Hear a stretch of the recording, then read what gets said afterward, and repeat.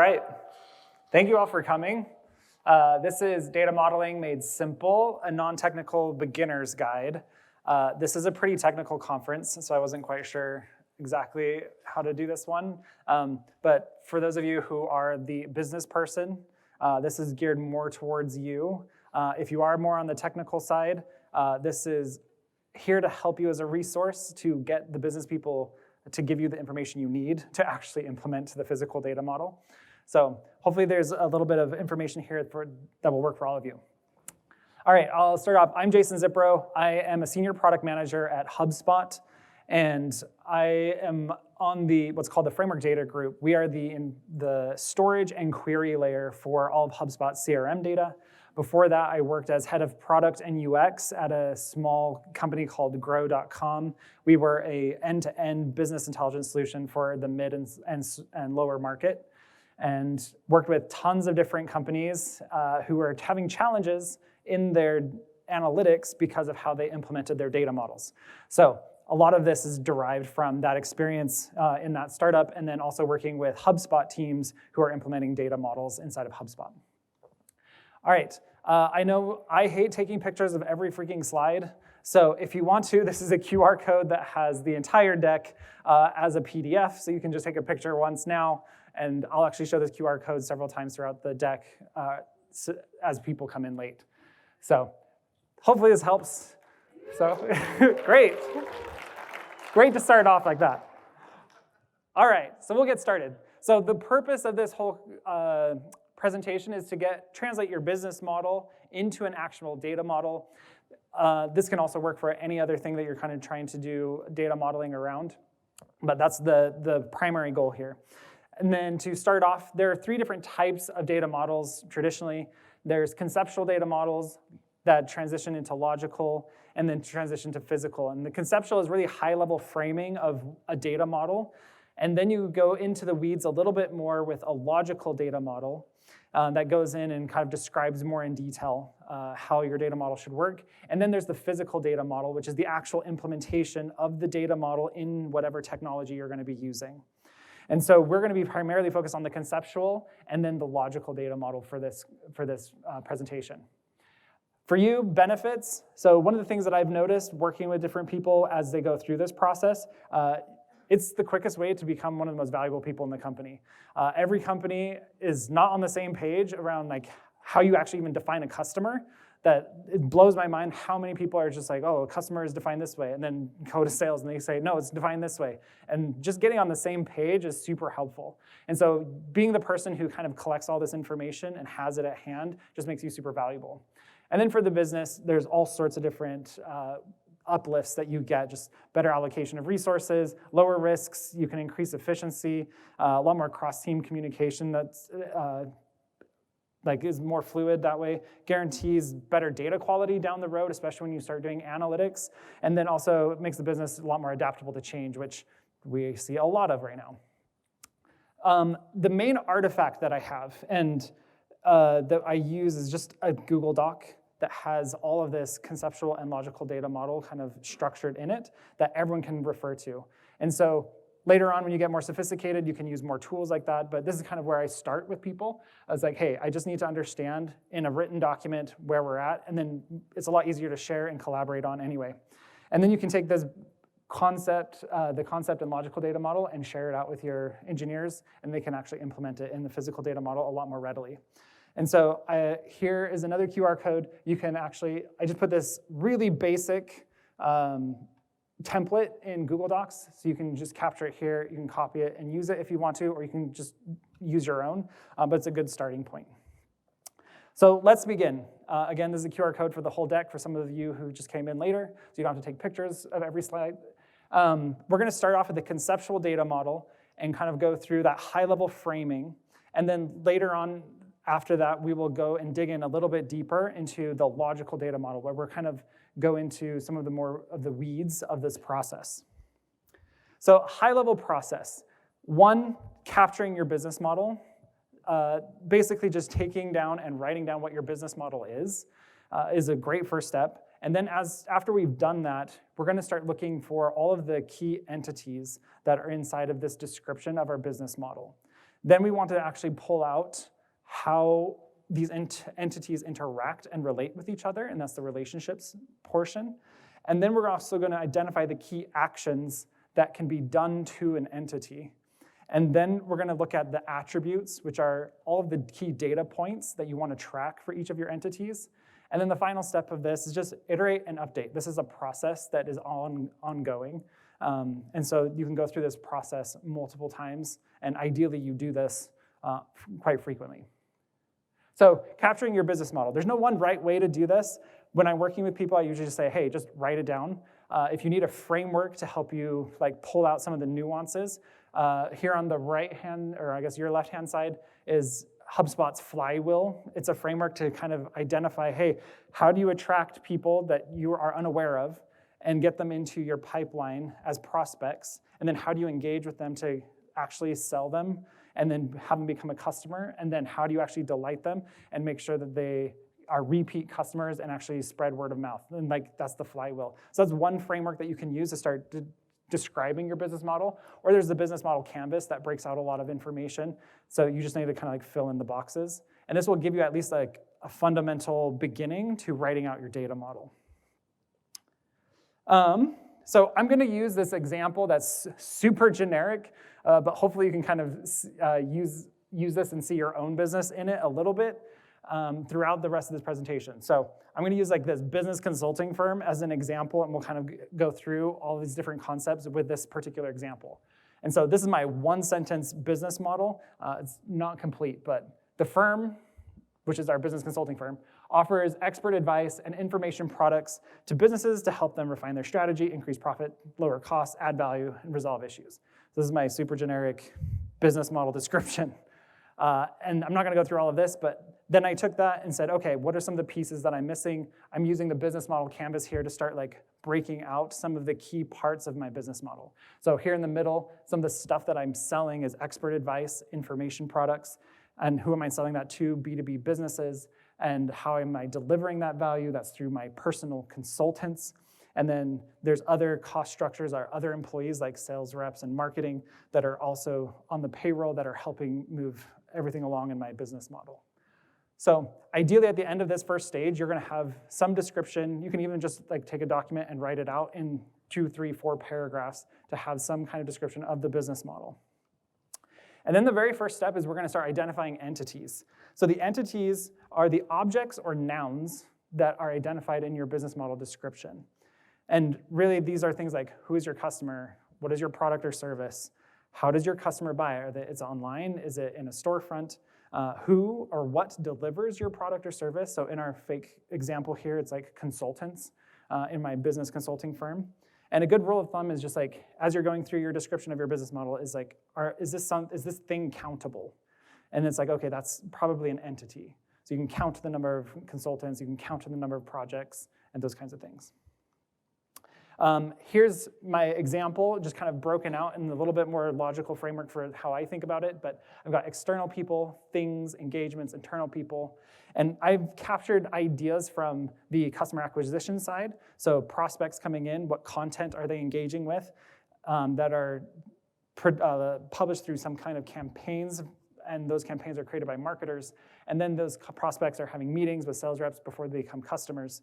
And then I'm also capturing parts of this business model on the value fulfillment side. So I've got clients who buy products.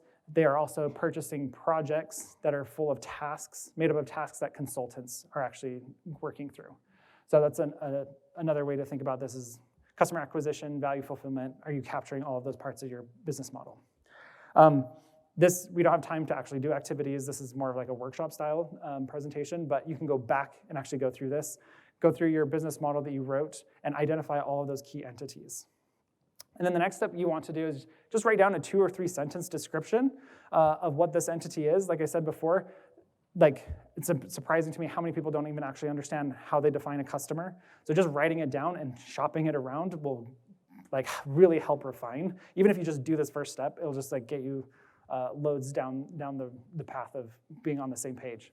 So here's some examples for this fake consulting agency that I have. So projects, Consulting engagements aimed at achieving the client's objectives. They're composed of various tasks that need to be completed by consultants. The consultants then are professionals who carry out the tasks within these projects. They have various skills and expertise relevant to the client's needs. And then clients, the businesses that hire the consulting firm, they have specific objectives, such as improving efficiency, entering new markets, or enhancing technology infrastructure. So all of these things are going to go into that document, like that business glossary, where it's like, here's the entity's name, here's the description, are we all on the same page? Then the next step are the relationships. How do these entities actually interact with each other, or how are they related? And the best way I've been able to describe this to people is, think about it like taking you back to grammar class. Subject, verb, direct object. This entity interacts in this way, verb, with this entity.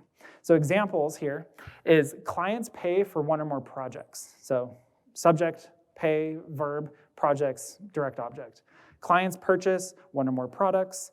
Projects can include one or more products. That's how those are related. Projects are made up of one or more tasks. Tasks are assigned to and completed by a consultant. Marketers create and run campaigns. So these can be very basic relationships. Again, this is the conceptual data model. This is like the high-level framing and framework to think about how to put these together.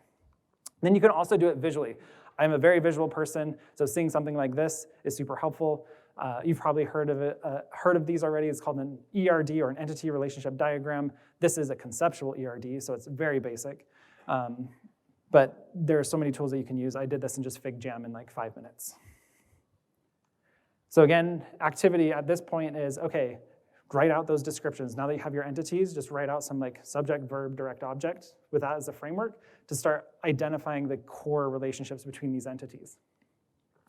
The next one is actions, and this one I don't see a lot of people actually incorporate in their business models, but this is super helpful because these are the things that are actually being done in the business. Like, the business model only works when people are doing things to things. And so these actions and keeping track of them is actually super helpful, but a lot of people aren't keeping track of like an activity stream or an action stream of data. So this is something that's unique to the work that I do. But ideally what you're doing is you're actually honing in on those verbs in those relationships and capturing what those verbs are for each of your entities. So as our example here, content can be published, can be clicked, can be downloaded.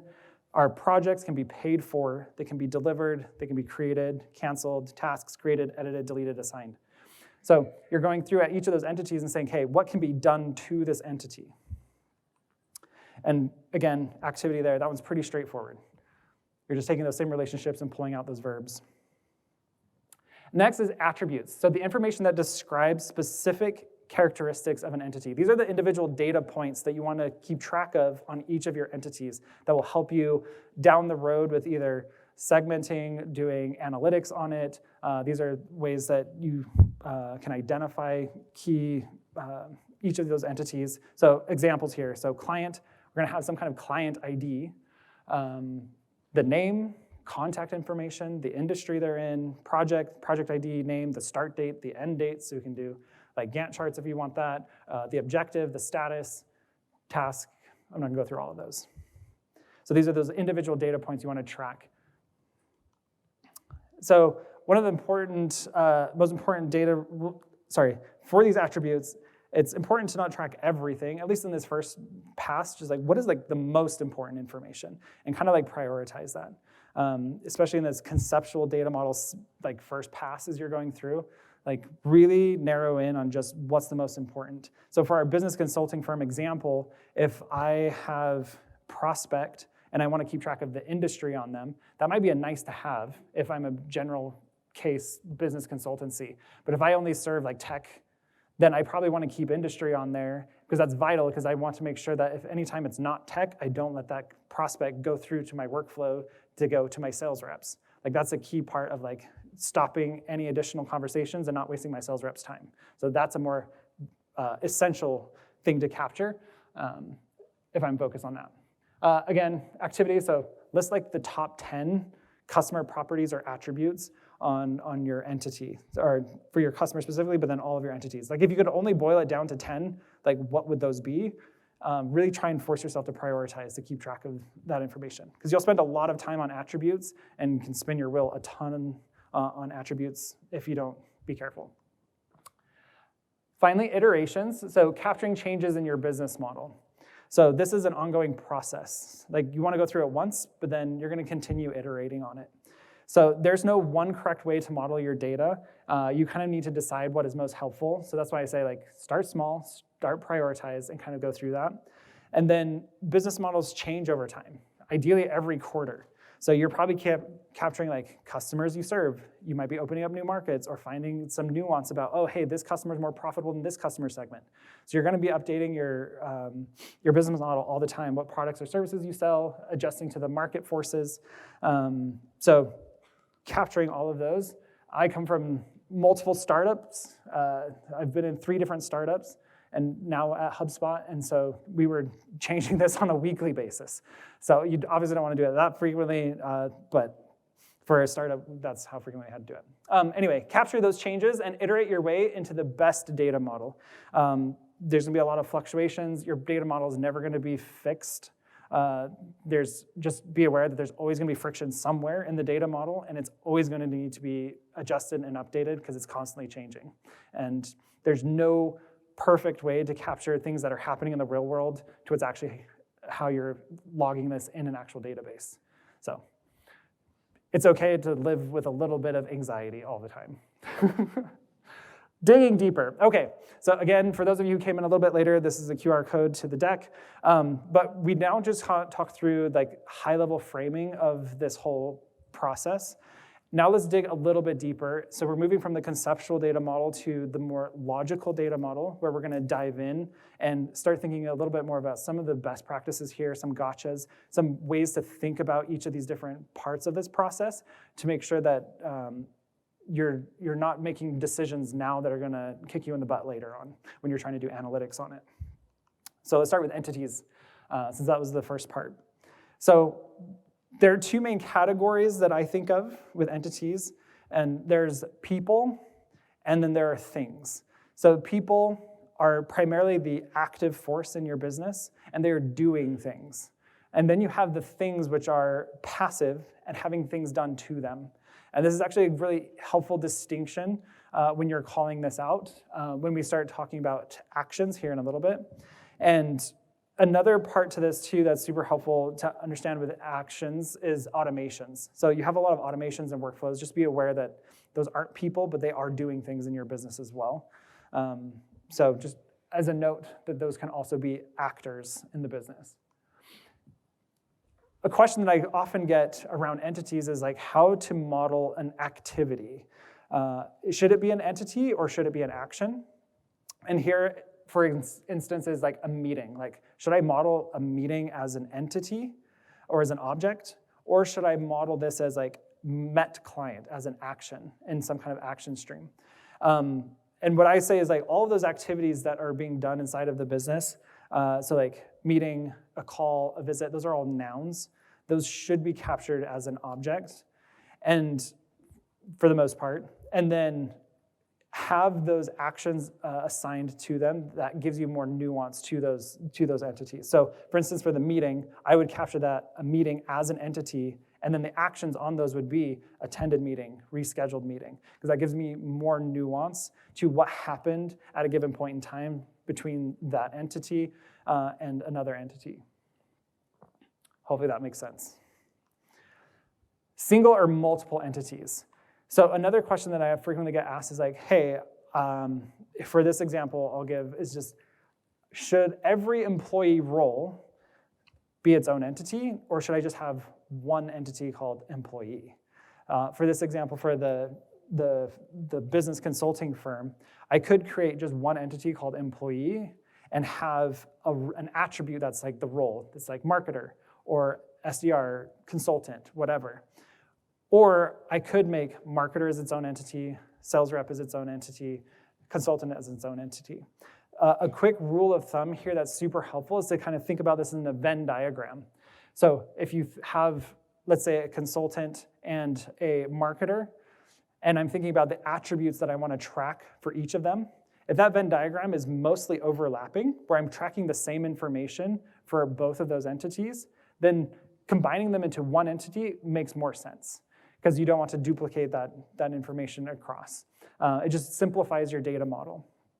If, however, you have very specific, unique attributes that are only assigned to one group, so like my consultant, I might have very specific, unique attributes I'm tracking on them, but maybe not the marketer and sales reps, then my model might be consultant as its own unique entity and marketer and sales reps as a combined entity or something like that. So as an example here, so single entity where it's an attribute. So for my business consulting firm, I keep track of a ton of partners, but I keep track of all of the same information, like their phone number, their contacts, what industry, like what did they do. All of that information is the same attribute-wise, and there's nothing unique. So I'm just gonna have a role that says, or an attribute that says partner type, where I'm just gonna like say, oh, what kind of partner are they? But for my consultant, I might create a whole brand new entity for them because there's specific attributes that are only associated with that entity. So like expertise, a utilization score, an hourly rate. Like I'm not tracking that information on my marketer and sales reps. So having consultant be its own entity makes sense in this case. All right, relationships. So cardinality is super important when you're thinking about relationships. So this is like how one thing is related to another, like how many times. So one-to-one, so employee to a password. You should never have an employee with sharing passwords, so an employee will always have their own password. So that's a one-to-one relationship. Then one-to-many, project to task is an example here. Every project has multiple tasks, but those tasks are not going to be assigned to multiple projects because this project, particularly in this case, is for one client, so I'm not going to have this project task assigned to multiple different projects. It doesn't make sense. So that's a one-to-many. Meeting the client, many-to-one. So I'm going to have multiple meetings with a client, but I'm not going to have multiple clients on the same meeting because this is specific to this one client. So I might have multiple meetings assigned to just this one client. So that's a many-to-one. And then many-to-many. Hopefully I've created products that all of my clients are buying. So client A is buying product 1, 2, and 3, and then product 1 is probably hopefully being sold to client A, B, and C. So that's many-to-many relationship there where there's a lot of high cardinality. So just looking back at a past slide, so clients pay for one or more projects, that's a one-to-many. And then clients purchase one or more information products, so many-to-many. And I'm not gonna go through all of these, but hopefully you kind of get the gist there. And that's super important because how this is actually modeled in the physical data model, actually, like this has implications on what happens there and what constraints you can have. Some other unique relationship types to consider. Aggregation, so this is a collection of an entity. So don't think calculation aggregation in this sense, but like an order entity on an e-commerce site is really just a collection of products. And this has implications when you are starting to think through attributes and how there's certain attributes that are calculated. And so this type of a relationship is good to note. It's like, hey, this is actually just a collection of products in this case. An inheritance, so this is a parent-child relationship. So taking that employee and employee role example to a separate, let's like iterate on that concept. You could have single entities for each of your roles, or you can combine them all into one role, employee. There's another one here where you can actually have an entity that's employee and sub-entities underneath them. So the idea here is thinking about that Venn diagram again. If you have quite a few attributes that are shared amongst all of them, but each of them has their own unique set of attributes, it is helpful to say, hey, these attributes for employee, let's take those and model them as an employee entity. Then the unique attributes, take those and model them as their own individual role-based entities. Then you can join that data together later on down the road without having to duplicate a lot of that information. Component, an entity dependency. So there are some entities that don't exist unless another entity exists. So in this case, a review on a product. So one thing that I notice as people are starting to figure out the conceptual data model, they'll start writing down attributes that they'll notice like, oh, hey, this attribute, so for my product, as an example, they might start saying review score, review description, and they'll be like, oh, wait, multiple customers can create a description, or multiple customers can leave a review on this product, and they'll kind of notice that, oh, hey, there's kind of like this many-to-one relationship to what I'm looking at, and that block of attributes probably needs to be broken out into its own entity. Sometimes that's not always readily apparent, but when you're starting to see that, that's kind of when you want to start breaking out a component entity. Hopefully that makes sense. Actions. So let's go through a couple of these really quick.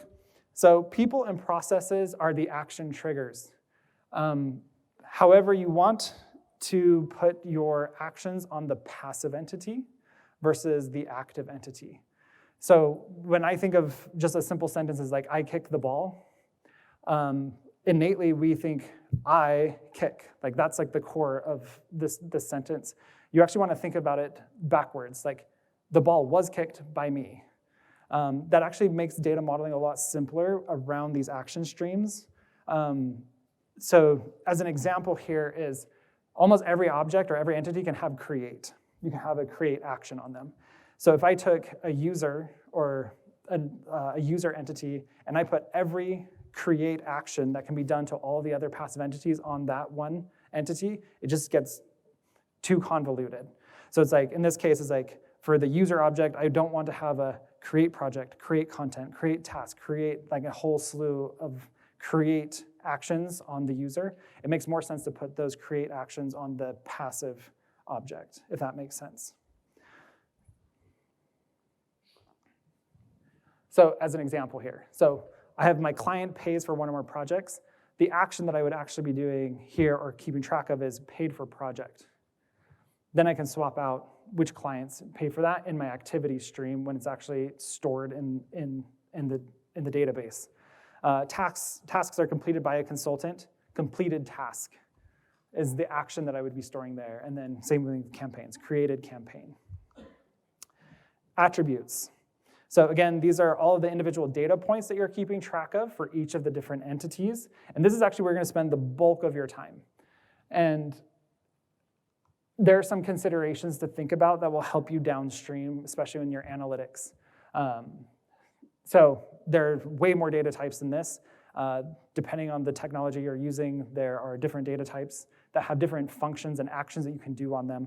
But generically, these are kind of like the groupings, the high-level groupings. So text and string, number, there's all sorts of different number formats, but high-level number, timestamp, there's also date or time there, Booleans, and then enumerations or pick lists for the businessy people. So one of the things to consider here is text strings are usually the most costly for operation and storage-wise and have the fewest number of like readily usable functions on them. And so when you can, store it in a different type of data type. So if you can make it number, that's more ideal. If you can store it as a Boolean, that's more ideal. It's very efficient in terms of costs and processing. So when possible, try and pick a data type that's not string, generally speaking, if you can. And then the other one is timestamp. For the most part, avoid date or time and try and stick to the timestamp because you can always aggregate back to the other two. I see a lot of times people like store something as a date and they want to know like, when do we make the most sales? It's like, we only store dates, so I don't have any of the times. So just store it as a timestamp. That will help your analytics down the road. Also, you can always wrangle this data later on down the road to get, for the most part, what you need. That last example of the date, not so because you don't actually have that data anymore, but it's easier if you think about the analytics you're going to do up front and then store stuff in the data types that make the most sense down the road. Some constraints. So constraints really help with quality and validation. So giving some kind of indication to the team who's going to be implementing the physical data model, having some of these constraints is super helpful because then we can make sure things are cleaner, there's less data wrangling, there's a lot less like cleanup down the road. So some of the considerations, unique and identifiers. So obviously primary keys, unique identifiers there, but you also might have unique, other things that should be unique. So like bank account ID, or like a bank account number. So that should always be unique in every record or something like that. Just calling that out, like, hey, everything in this, there should never be any kind of duplicate values here. A default value, is there something that should already be here? So like a project status attribute, a project entity, there's a status attribute. Maybe it should always start with needs to be done or like not started. So some kind of default value there. And then also, can this value be blank or not? That's super, super helpful. Like you probably don't want to have any new contacts, records, have a blank email. So you just kind of force that into the data model. It's like, hey, this cannot be blank, not null. And then enumeration, then you have a set list of values that you can or cannot have. Like if it's outside of those list of values, then it shouldn't be able to be recorded. And then data point specific stuff. Some stuff that I've seen is like age. This should never be a negative number and probably an integer and I don't think anyone's lived over 120. Correct me if I'm wrong on that, but like, so probably not over 120. So some just simple validations or like social security numbers should always be in this format. So some constraints will really help data quality down the road if you call this out in this document for the team. Data governance, just who in the business should have access to what. Doing this at the attribute level is helpful. A lot of people think about this on the entity level, which isn't always helpful. And then also just having information here is like, hey, this is sensitive data or this is PPI or PII. That helps us understand like, oh, certain things need to be anonymized or not indexed, or this needs to be like hashed or whatever. There's a lot of stuff there. Just a couple of additional things that I've seen people run into, where if they make that decision ahead of time, it really helps with analytics downstream, is timestamps. Like what time zone are you gonna use? When something is recorded, it's helpful to have like a business-wide concept here. I prefer just store everything in UTC, because then you can like adjust for time zones later on.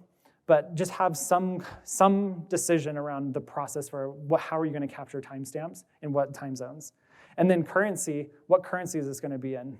See this all the time. If I'm a sales rep, if my headquarters is in Cambridge, Massachusetts, I'm a sales rep in California, and I make a sale at 11 p.m. on the last day of the month, does that count towards this month or next month? Like that affects me. So another timestamp one, sorry. Currency-wise, if we're selling here in the US as well as in Europe, and they're using the euro, am I capturing this information in euros? Then how am I actually gonna calculate the currency rate? Having some kind of identified like process for this. So it's like, hey, at the end of every day, if it's captured in, you're probably gonna need an attribute that is currency and then currency amount. And then you might actually have one that's like unified currency amount, where it's like, hey, across the business is how we aggregate to see like what the number actually is across all of our offices or something like that. And so having something where it's like, hey, at the end of every day, we look at the exchange rate between the euro and the US dollar, and we run a calculation that stores the US dollar of that time period as an attribute, something like that. Or you might just have a separate table so you can do that on the fly, but having some process there in place is helpful when you start doing analytics down the road. Technical naming conventions. So a lot of time, here's just a few things that I've seen that are just helpful to help the business user and the technical user be more aligned. Underscore ID for unique identifiers. It's pretty standard practice, but some people still don't do that. So like consultant ID, client ID, project underscore ID, underscore at for any timestamp attributes. So created at, updated at, completed at, having those underscore ats is super helpful. And then this is a personal preference because I just see more people get confused with this. Snake case over camel case. It's just much easier to read, especially for the business user. Again, that's my personal preference. What about aggregations and calculations? So aggregations and calculations should be called out and treated differently because they do need to be treated differently in your physical data model because oftentimes these are like derived or they're calculated. Business glossary in the actual document that I shared, like if you're capturing this in that kind of a document, just include the logic or calculations that make up this number. And then also I just use a simple symbol, just kind of like you see in like Tableau or something like that, just having like a little sigma symbol that says, hey, this is calculated. Then everyone's on the same page about how things are calculated. It's amazing to me that people still don't have that all aligned. It's like, how do we actually, what are the number of sales? Sales says one thing, marketing says another. Happens all the time. So as an example, an aggregation here, order total. So that relationship of like an aggregation is super helpful here, because an order total is really just a calculation of the product price by the product quantity in the order. And so understanding that relationship between order as an aggregation entity of a product entity is helpful in this case. Calculation, customer acquisition costs. I've been in SaaS for a long time, so total marketing sales expenses divided by the number of new customers acquired in a set time period. Just having some simple description of what the calculation is helpful. Iterations. So when you're going through and writing out this conceptual data model and then the logical data model in this document, you probably have a lot of this already in your business somewhere, and it's probably scattered, and someone owns a part here and someone owns a part there. Just having this in one place and starting simple with like, what is the most important information? It can get more sophisticated and complex later on down the road, but it's helpful to just have this documented in one place and starting out simple. It's easier to add new stuff to it later on than to try and do as much as you can and get a bunch of complexity in there and then have to fix it later. Whenever you're adding nuances to it too, thinking about the long-term decisions that need to be made, I don't know how many of you have this happen, but oftentimes there's like, hey, we need to add one more attribute to our CRM.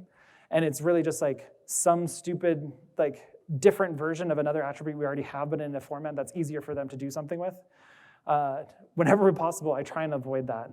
Just like keep the data models simple, because otherwise you have like 50 attributes that are all the same thing, just different for different weird use cases. So just to keep it simple, it's hard to push back on those things, but figuring out like, hey, at read time, can we just run this little flow instead to figure this out for you and when you need a report? Then this document, initially just make it easily accessible at first. That's why I like just putting in a document and sharing it out, letting people collaborate on it, kind of get on the same page. And then eventually over time, you can get it more sophisticated. Another thing that I see all the time with these iterations is just capturing changes in the business glossary. So that document, oftentimes it's like, hey, what's our sales pipeline this year compared to last year? And then we see some weird number. It's like, wait, why is that the case? It's like, oh, well, actually we changed the way we calculate pipeline stages in September of last year. That's why there's like a weird miscalculation there. But then everyone's like, well, how did we calculate it back then? It's like, I don't remember. So just having in this business glossary, just like, I have a section that I call a running record, where I just capture the date and say, here's the version that it was before, here's what we changed it to. It just makes it so much simpler to go back to it later on and be like, oh, here's why, here's how, and here's what it is now. Iterate your way to the best data model. Like I said before, like it's constantly evolving and changing, and it's never gonna be perfect, but just always shooting for that improvement, like once a quarter. That's kind of what I do. You just want to minimize the model reimplementation as much as possible. Finally, just over time, enlist others in helping you keep it up to date. When I started this initially with different people, I just spent a day once a quarter saying, okay, hey, what's happened in your org? I'm sitting down with the head of marketing. It's like, okay, what's happened in marketing? Like, how are you changing things? Or sitting down with like the executive team, and I was like, okay, how are we defining customer? Oh, we now have this new idea of like target customer. Okay, what is that? How is that different from a normal customer? And just like capturing those changes every quarter just helps you stay on top of things. And then eventually it's like working with the people who own those parts of the product or the parts of the business model and having them own those entities. So like marketing is gonna own marketing entities, sales is gonna own some sales entities, and just working with them to slowly take those on. And then eventually as you get more sophisticated, moving this out of a document and into like an actual tool like Databricks. So high level, again, just sitting down, capturing the business model. Even if you do this for yourself, it's super nice. Again, like it just makes you just that much more valuable and can make much better decisions. And then capturing those entities, describing the relationship between those entities, capturing what can be done to them through actions, and then what are the key attributes to track from there, and then just iterate and update over time. So that's everything. Thank you so much for staying. And